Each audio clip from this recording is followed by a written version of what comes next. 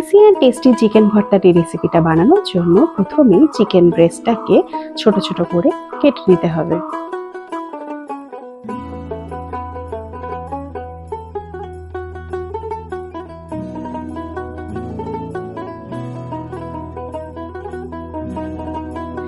এবার হাই ফ্লেমে কড়াইতে চিকেনটা অল্প জলের মধ্যে ভালোভাবে ফুটিয়ে সেদ্ধ করে নিতে হবে।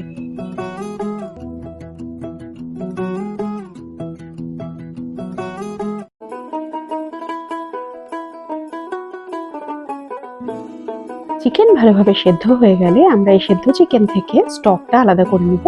এটাই আমরা ইউজ করব পরে চিকেন ভর্তার মধ্যে। আর চিকেন পিসগুলোকে এভাবে হাতের সাহায্যে একটু ছোট ছোট করে ভেঙে নিতে হবে। 3 টেবিল চামচ পরিমাণ কাজু বাদাম অল্প দুধের মধ্যে ভিজিয়ে রেখে এবার এটাকে পেস্ট করে নিতে হবে একদম স্মুথলি। কড়াইতে 3 টেবিল চামচ সাদা তেল ভালোভাবে গরম করে তার মধ্যে ফোড়ন দেব গোটা গরম মশলা, যার মধ্যে 2টো এলাচ, 1 ইঞ্চি দারচিনি, 3-4টে লবঙ্গ আমি নিয়েছি। তার মধ্যে দিয়ে দেব এবার কুচো করে কাটা 2টো মিডিয়াম সাইজের পেঁয়াজ আর একটা কুচো করে কাটা টমেটো। পেঁয়াজ টমেটো তেলের সাথে মিশিয়ে নিয়ে এর মধ্যে দিয়ে দেবো 1 চামচ পরিমাণ লবণ দিয়ে ভালোভাবে মিশিয়ে নিয়ে নেড়ে চেড়ে এটাকে ঢাকা দিয়ে আমরা পেঁয়াজ আর টমেটোটা নরম হওয়া পর্যন্ত অপেক্ষা করব। নরম হয়ে গেলে তার মধ্যে 1 টেবিল চামচ আদা রসুন বাটা দিয়ে আবারও ভালোভাবে মিশিয়ে ঢেকে রেখে একটুখানি পেঁয়াজ রসুনের কাঁচা গন্ধ চলে যাওয়া পর্যন্ত রান্না করে নিতে হবে। পেঁয়াজ রসুনের কাঁচা গন্ধ চলে গেলে এর মধ্যে এক এক করে 1 চা চামচ হলুদ গুঁড়ো, 1 চা চামচ লঙ্কা গুঁড়ো, 1 চা চামচ জিরে গুঁড়ো আর 1 টেবিল চামচ ধনে গুঁড়ো, তার সাথে 1/2 চা চামচ গরম মশলা গুঁড়ো দিয়ে ভালোভাবে নেড়েচেড়ে মিশিয়ে নিতে হবে।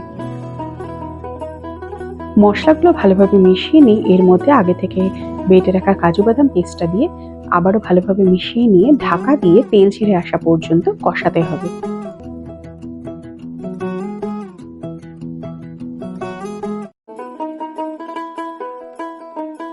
মশলা কষে তেল বেরিয়ে এলে এর মধ্যে অ্যাড করে দিয়েছি 1 কাপ পরিমাণ চিকেন স্টকটাও ভালোভাবে এর সাথে নেড়েচেড়ে মিশিয়ে হাই ফ্লেমে ঝোলটা ফুটতে দিতে হবে।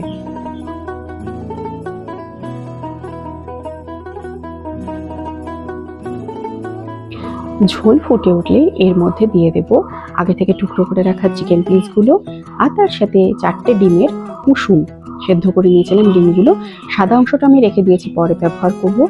আর কুসুমটাকে এভাবে ভালো করে কাঁটা চামচের সাহায্যে গুঁড়ো করে এই ঝোলের মধ্যে আমি অ্যাড করে দেবো। এর জন্য কিন্তু এটার টেস্টটা খুবই রিচ হয়। সবকিছু ভালোভাবে মিশিয়ে নিয়ে ঢাকা দিয়ে গ্রেভি একটু গামাখা হওয়া পর্যন্ত ঢাকা দিয়ে রান্না করে নেব।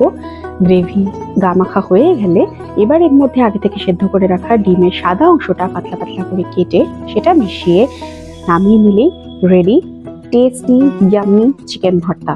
রেসিপি ভালো লাগলে অবশ্যই লাইক করো, কমেন্টে জানিও কেমন লেগেছে।